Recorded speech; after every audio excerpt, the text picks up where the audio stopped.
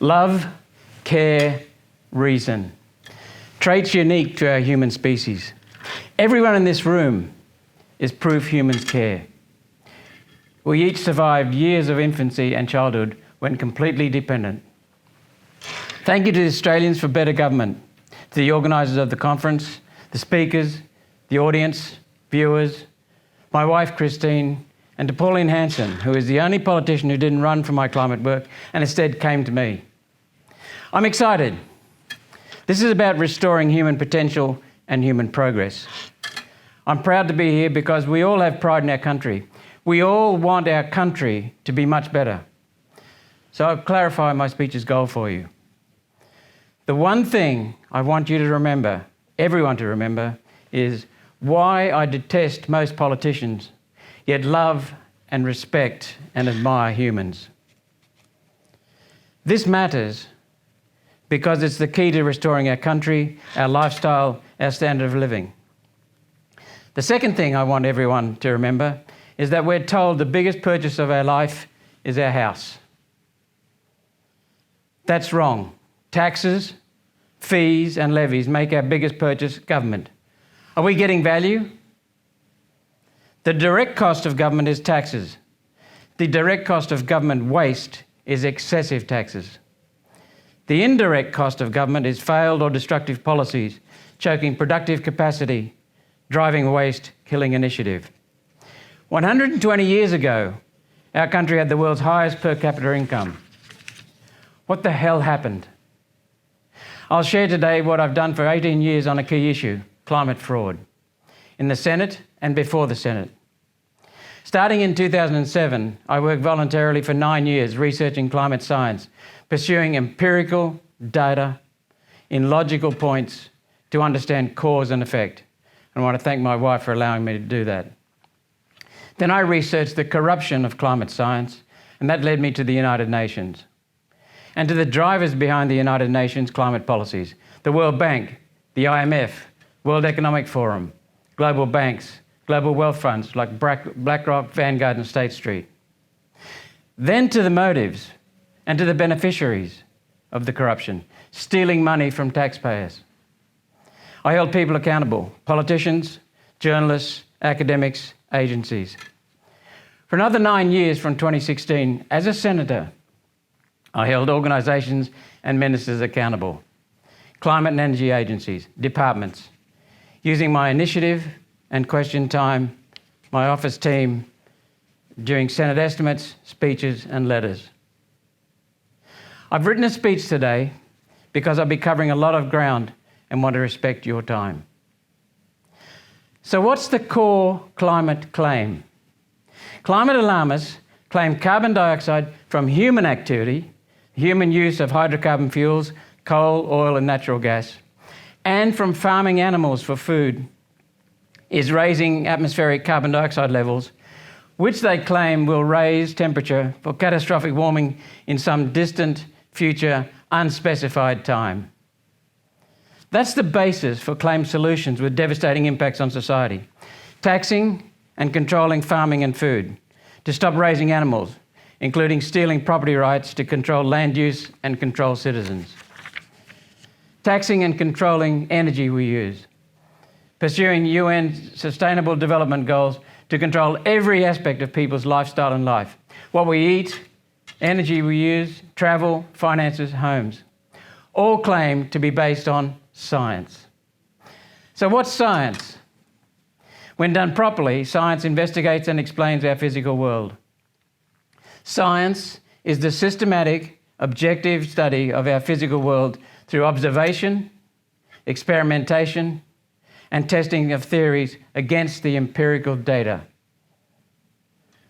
Hard data in logical points that prove cause and effect. Scientific proof, I'll repeat it, scientific proof needs data in logical points proving cause and effect. Graduate engineers like I are trained in science because we apply science. We understand scientific proof because it stops us killing people. It enables us to keep people safe, using bridges, aircraft, cars. My science training includes geology and atmospheric gases and statistics. two of the most important topics of climate science and one for understanding data. To understand empirical data, we need to understand variation. There's variation in everything. There are two broad types of variation: inherent natural variation and process change. So that's the process change. Plus cycles, some daily, some seasonal, some 150 million years in length. Time frames are important. Daily variation in temperatures is huge. Seasonal variations can be quite large. Yet over a 30-year climate cycle, temperature may be consistent. So let's define the problem. Every person, business, employer, uses and relies on electricity, petrol, diesel, at home and at work. Australia has gone from having the most affordable power to having one of the world's highest power prices. The key to global competitive advantage, though, is having the lowest power price. China uses our coal to generate electricity for 12 cents per kilowatt hour. We pay 26 to 33 cents per kilowatt hour, more than double, almost triple. Firstly, let's consider what happens in Parliament. From 1996 to 2007, John Howard's Liberal National Government committed to comply with the UN Kyoto Protocol, introducing his solar and wind renewable energy target, his national electricity market. That's really a national bureaucratic racket, stealing farmers' property rights and being the first major party to promise a carbon dioxide tax policy. It wasn't Labor, it was the Liberals. All claimed to be based on climate science. Yet 6 years later, in 2013, John Howard admitted in distant London that, quote, on climate, he is agnostic. He did not have the science. Since then, the Liberal National Party has introduced every major climate and energy bill and policy. Labor then accelerated each. As a senator, I wrote letters to 10 members of Parliament, all confirmed in writing they had never been given scientific proof. Never. I wrote letters to another 19 senators who advocated cutting carbon dioxide from human activity. 4 replied. None provided scientific proof of their claims. The Greens and others refused to debate me. Larissa Waters, the Greens leader, in 2010, in 2016, and repeatedly from 2019. Larissa Waters is a lawyer and makes many false and unsubstantiated claims, and she misrepresents climate. She's never provided scientific proof for her claims. Members of Parliament like David Pocock show no understanding of science. His donors include Climate 200 with huge conflicts of interest. They invoke so-called experts and other logical fallacies. They use emotion, especially fear and catchy slogans, yet they have no scientific proof. Greens repeatedly lie, misrepresent and sideline science with personal attacks. From 2007 to 2016, I sent hundreds of registered post letters to ministers and politicians. Most MPs don't know what's science. Others lie, others are cowed, gutless. Why? Let's see why they never present scientific proof. Firstly, CSIRO and what it calls climate science. My 2013 Freedom of Information request revealed that no CSIRO chief executive had sent a climate report to any MPs, ministers or Parliament. None. My 2013 letter to the CSIRO chief executive and to the head of CSIRO's climate team produced no scientific proof from CSIRO. And their replies were evasive. In 2016, in the Senate, my first action in the Senate was to request the CSIRO's climate team to provide scientific proof that human carbon dioxide needs to be cut. At the CSIRO's first 3-hour presentation to me, CSIRO's climate chief stated CSIRO has never said that carbon dioxide from human activity is a danger. Never. He said, quote, determination of danger is a matter for public and politicians, end of quote. Yet politicians say it's a danger and say the CSIRO advised them so. CSIRO acknowledged to me the need for empirical data as scientific proof, yet failed to prove that human carbon dioxide causes climate change. CSIRO admitted it lacks empirical data in logical scientific proof. I'll say that again. CSIRO admitted it lacks empirical data in logical scientific proof. Instead of physical data, CSIRO relied on unvalidated, erroneous computer models that have failed repeatedly. After 50 years of so-called research, CSIRO's climate team presented just one paper on temperatures, Marcotte 2013. CSIRO used it to claim today's temperatures are unprecedented. Yet Marcotte himself had previously admitted his paper's 20th century temperatures are not robust and are not representative of global temperature. The lead author himself. CSIRO's temperature graphs were all over the place. Some showed the 1998 El Nino peak, which in other graphs flat disappeared. On carbon dioxide, CSIRO presented just one paper, Harry's 2001.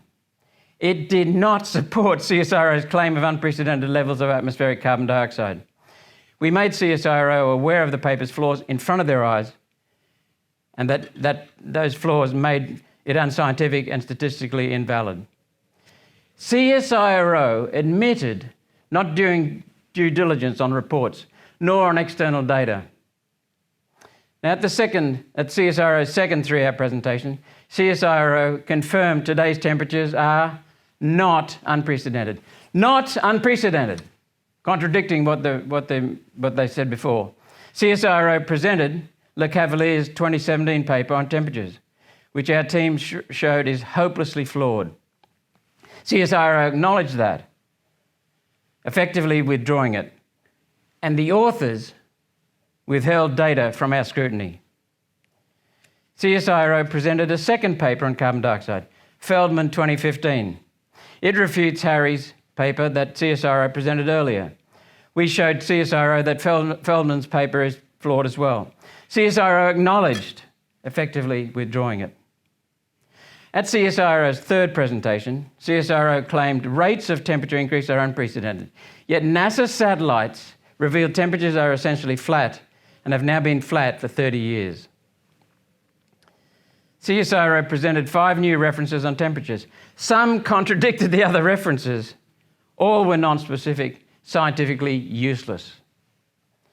CSIRO had never quantified any specific effect of human carbon dioxide on climate. Thus, that means there's no basis for policy cutting carbon dioxide, none at all. We devoted 8 hours listening to and cross-examining CSIRO across 3 presentations with no scientific proof from CSIRO. Internationally, 18 eminent scientists and statisticians confirm CSIRO's material is not adequate for policy. Clearly, CSIRO had never presented a climate report or presentation containing scientific proof. They'd never done it. Clearly, no one had held CSIRO accountable on climate, ever. Yet the CSIRO chief executive at the time was paid more than $1 million per year. Former CSIRO chief executive, Dr. Megan Clark, was on 2 banks' advisory boards, Bank of America Merrill Lynch and Rothschild's Australia, both seeking windfall profits from carbon dioxide trading. Conflict of interest? At Senate estimates hearings, CSIRO has never presented scientific proof for Australia's climate and energy policies. We need a real scientific debate that CSIRO and Parliament has avoided. Next, let's go to the Bureau of Meteorology, BOM.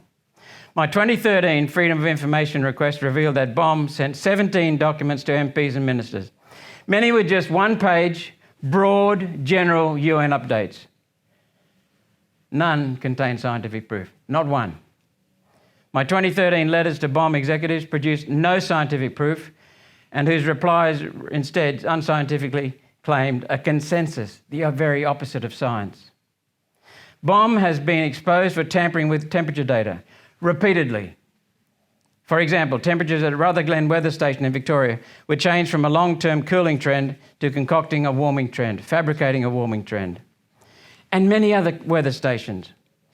Other temperature data adjustments have been made under the label homogenisation, with no audit, fabricating warming. Bomb displays of temperature data omit the 1880s, 1890s that were significantly warmer than today. Heat waves back then were longer, hotter, and more frequent. Bomb's not aware of significant many meta-station data errors. I should say that again. Bomb's not aware of many station metadata errors. In Senate estimates hearings, Bomb has never presented scientific proof nor any scientific basis for climate policy. In 2017, I organised a personal meeting with the chief scientist at the time, Alan Finkel, and Science Minister Arthur Sinodinos. After taking just a few questions, Finkel admitted he does not understand climate science. Yet governments used him to publicly speak repeatedly as if he's a climate expert pushing their policy. We then requested, and Dr. Finkel promised, a 4-hour presentation and discussion covering scientific proof and specific references. A date was agreed. Soon after, he cancelled and failed to ever set a new date. No chief scientist has provided scientific proof. United Nations Intergovernmental Panel on Climate Change, the UN IPCC, that's a real mouthful.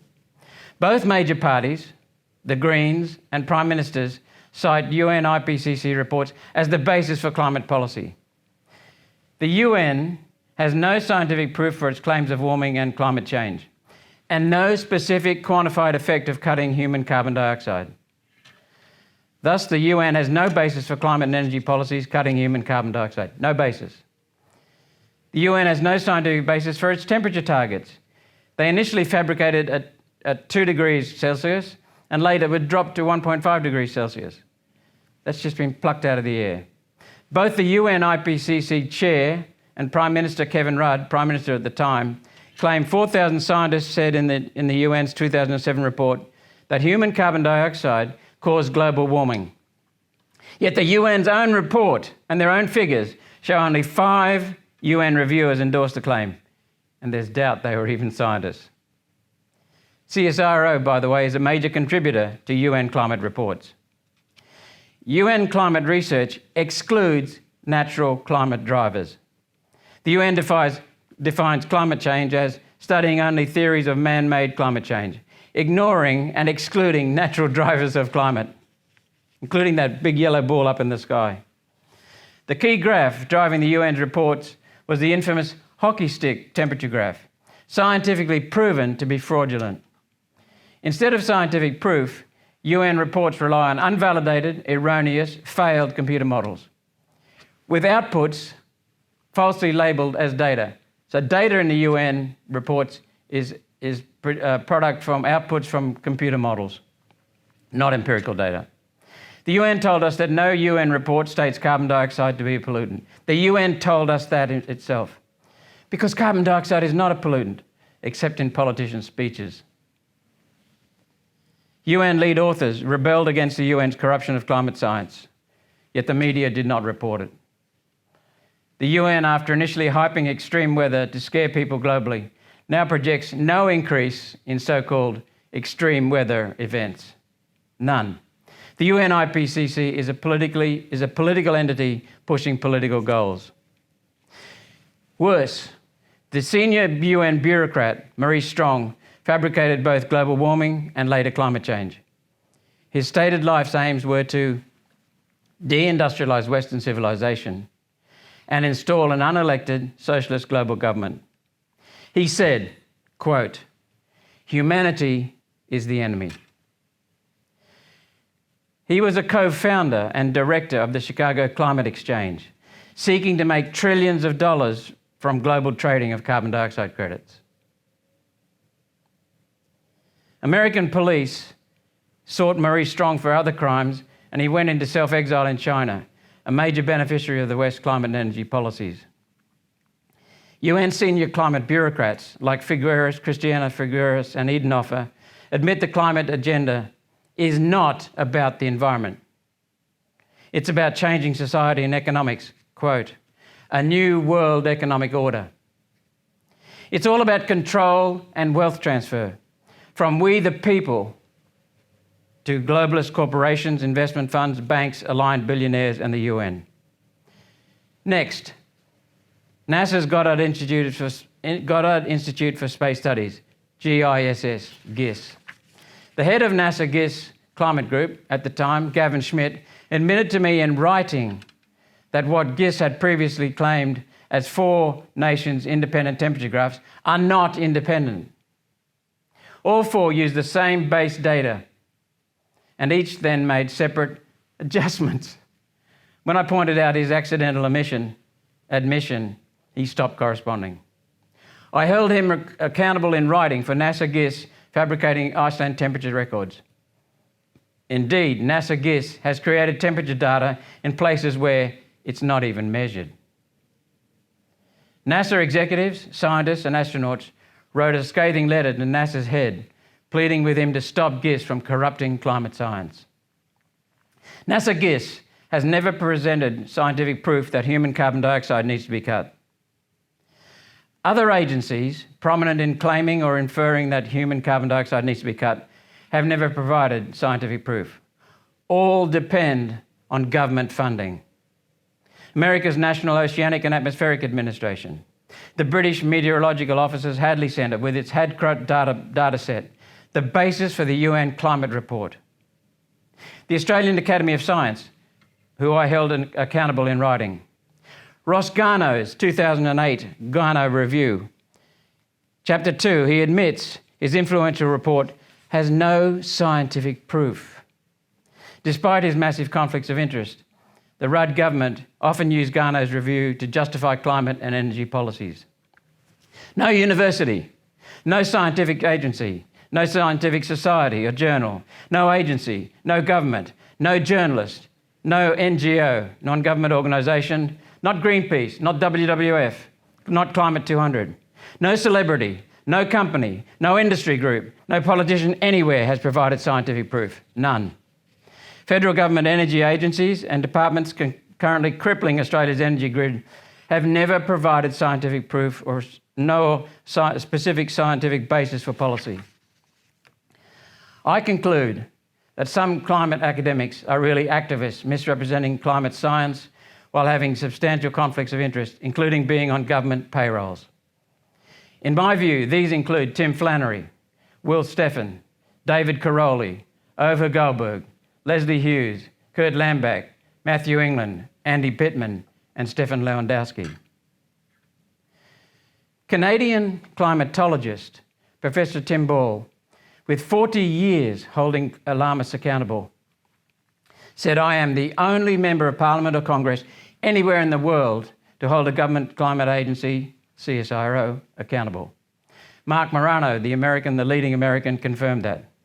This is not said to brag.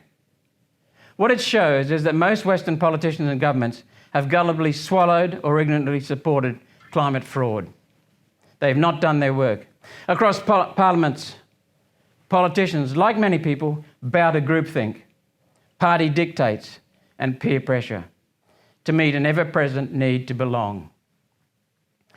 Former senior American Senator James Inhofe was about to vote for a carbon dioxide emissions trading scheme as the basis for a global carbon dioxide tax when Mark Morano showed him it's part of the UN Agenda 21 to lock up land right across America, lock up 60%. The American Senate rejected this scheme. At the last moment, Inhofe woke up, stood up, and rallied opposition. The American Senate then rejected the scheme, and the world was spared the UN's global carbon dioxide tax. All scary forecasts of climate catastrophes have failed. Polar ice caps, storms, sea level, Great Barrier Reef, polar bears. Yet here in Australia, the Greens, Labor, Liberals, Teals, Nationals, and many crossbenchers say they rely on CSIRO, BOM, the UN, NASA GISS for climate and energy policies, including the UN's Paris Agreement and net zero. So what does nature tell us about climate variability? Analysis of our 24,000 data sets worldwide show no process change in any climate factor, just inherent natural variation and cycles, just natural cycles. The last 30 years of data from NASA satellites measuring atmospheric temperatures show no warming despite ever-increasing production of carbon dioxide from China, India, America, Russia, Europe, Brazil. The longest temperature trend during industrialization is 40 years of cooling, from the 1930s through to 1976. Carbon dioxide is essential for all life on Earth and is classified as a trace gas because at 0.04% of Earth's atmosphere, there's bugger all of it. Nature controls the carbon dioxide level regardless of humans, as major global recessions in 2009 and 2020 proved, and as shown in seasonal variation of atmospheric carbon dioxide levels. Our atmosphere cools the land and ocean surfaces through conduction and convection, latent heat of evaporation and condensation, and finally radiation into space. The atmosphere does not and cannot warm our Earth. Natural drivers of climate variability include galactic, solar, planetary, Earth's topography, atmospheric, water vapor, oceanic, regional decadal cycles, biological, regional changes to vegetation, and complex interactions of all of these, and more. Climate and energy scammers prey on people's ignorance of variation to falsely portray natural variation as process change. It's not climate change, it's natural climate variability. Alarmists are preying on people's ignorance of science. In many people, especially politicians, groupthink and peer pressure cripple reasoning and override care. There is no need to worry about warmer climate. Instead, worry about governance. CSIRO's fraudulent Gen Cost report grossly understates the cost of changing to solar and wind, the most expensive forms of energy generation. CSIRO's fraud is based on flawed assumptions about sunk costs, interest and discount rates, generator life expectancies, estimates of cost to build, unspecified firming costs, unknown pumped hydro costs, and on it goes. The Liberal Labor Uni Party failed to closely scrutinise CSIRO's Gen Cost report.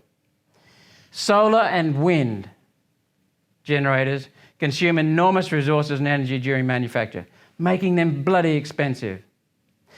Then eking energy from low-density sources makes them very, very expensive. Plus, they return humanity to dependence on the vagaries of weather, when promoters of wind and solar claim future increased weather variability. Wind and solar are not suitable for an industrial economy such as aluminium smelting. Subsidies are essential and reduce national productivity and wealth creation, making solar and wind parasitic. Solar and wind are reversing human progress. There is no scientific, no economic, no environmental, no social, no moral case for solar and wind. None. So who's responsible? Almost the entire Parliament and the federal bureaucracy. They're getting away with it because people are dumbed down on science and have yet to feel the huge pain of higher electricity prices. Members of Parliament avoid data and are not scientifically literate. And on that is based the destruction of our entire economy, our country. The same people driving the lie about nature's trace atmospheric gas, essential to all life on Earth, are driving other governance failures. The COVID response across all Western nations, money and banks, the tax system, the anti-human scam, which I may discuss in more detail later. Every major problem is created in Canberra or is worsened there. The core problem is that most politicians simply do not care and are ignorant, dishonest, fraudulent, stupid, or gutless. Shoddy governance avoids or contradicts data. Instead, the Lib Lab Uni Party uses emotion, fear, headlines, paybacks for donors, and vested interests. That's what drives legislation and policy that you pay for. Lib Lab Uni Party justifies theft from the people and it cedes sovereignty. History shows government is prone to being a vehicle for transferring wealth. This is not new. How? Our Constitution is armed to prevent this, we think. Pamela Mayer, in her book, How to Spot a Liar, said, quote, "Lying is a cooperative act. Think about it. A lie has no power whatsoever by its mere utterance. Its power emerges when someone else agrees to believe the lie. The people of Australia have abdicated. We, the people, unwittingly ceded our authority over government. This matters because it's the key to restoring our country." In Australian politics, love, care, reason, and truth have been pushed aside for ego, betrayal, and illogical contradiction of data. Reason has given way to subtle control, theft, aggression, and suppression. Western politicians are now reversing 170 years of remarkable human progress. Our society, our Western civilization, is in decline. Politicians across many Western parliaments have betrayed our species. People need leadership that serves the people, based on solid data. People need freedom for personal enterprise with a small central government, as Australia proved successful early last century. Instead, we now have less freedom than Eastern Europe and less enterprise than in China and Vietnam. So in current governance, what's worth keeping? Always we need to appreciate what we have that's important. Let's keep what works. In our Constitution, the people are paramount, yet Australians are not active participants in democracy. Australians for Better Government says people should take the lead in restoring sound governance. I wholeheartedly agree. Our Constitution is not perfect, yet is largely fine. Secondly, the Senate is designed as a house of review. That's wonderful. Yet political parties sideline this role. States are constitutionally responsible for most services. With that comes competitive federalism, bringing choice and accountability. A marketplace in governance. It's a wonderful idea we pinched from the Americans.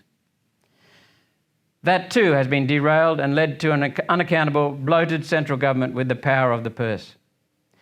Our Constitution is based on Christian values: truth, freedom, respect, yet woke ideologies supplant these. Australia has abundant resources, yet lacks leadership and vision. Now some broad solutions rather. Firstly, start with restoring compliance with our Constitution. Shrink the central government, the federal government, to fit the Constitution. Return to competitive federalism with states providing most government services. This will restore the marketplace in governance, and that's essential for accountability. Next, enshrine free speech and medical rights in our Constitution.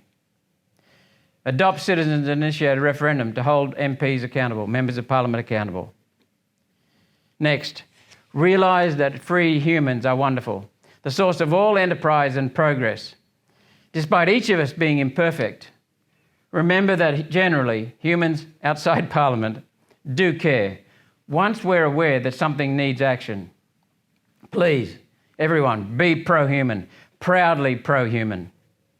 My experience in Australia, India, America, China, Korea, Japan, Britain, Canada, and other nations overwhelmingly proves that humans love to contribute when work is worthy.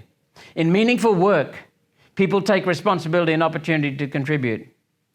When taking initiative to start a business, people need to share in the wealth created. Please awaken and stir and energise people to be active and to take charge. Next solution, get government the hell out of people's way. Shrink the federal government. Bulldoze Canberra, a self-perpetuating, productivity-killing parasite. We need to get government back to enabling people to fulfil their potential. Next point, solution. Realise that systems drive behaviour, and the behaviour in turn shapes attitudes. We need to change governance systems to enable productive behaviours and culture. Culture and leadership are the most powerful drivers of productivity, initiative, creativity, security. We need to establish an Office of Scientific Integrity with public scrutiny of science on every policy claimed to be based on science. We need to restore in full compliance with our Constitution, reform our governance structure and systems, and hold politicians accountable. That's what the job of the people is. Australia needs real leadership from leaders who care and who want to do good, not just look good. Leaders with courage to make hard decisions and to communicate the benefits of those decisions in honest messaging that informs the people and excites the people, truthfully, based on hard data. It starts with we, the people. Since 2007, I've held MPs, departments, agencies, academics, corporations and others accountable on climate. Because I detest politicians killing our country and stifling people. We need to curtail politicians and we need to release the people, freeing people to use our inherent personal enterprise. We all want to restore our country. So I commend Australians for Better Government for your initiative. The one thing I want everyone to remember is why I detest most politicians, yet love and admire humans. Instead of ego, betrayal, and illogical contradiction of hard data, we need to change the governance and political systems to restore love, care, reason, and truth. To tap into human potential to restore human progress and abundance. That's our challenge, restoring love, care, and reason. Thank you. And perhaps I should say this. I've dedicated this speech to the late Professor Tim Ball, Mark Morano, Tony Heller, my wife and family, and to Pauline Hanson, Senator Pauline Hanson, all climate skeptics all around the world, all critical thinkers, and to everyone here today and watching at home. Thank you.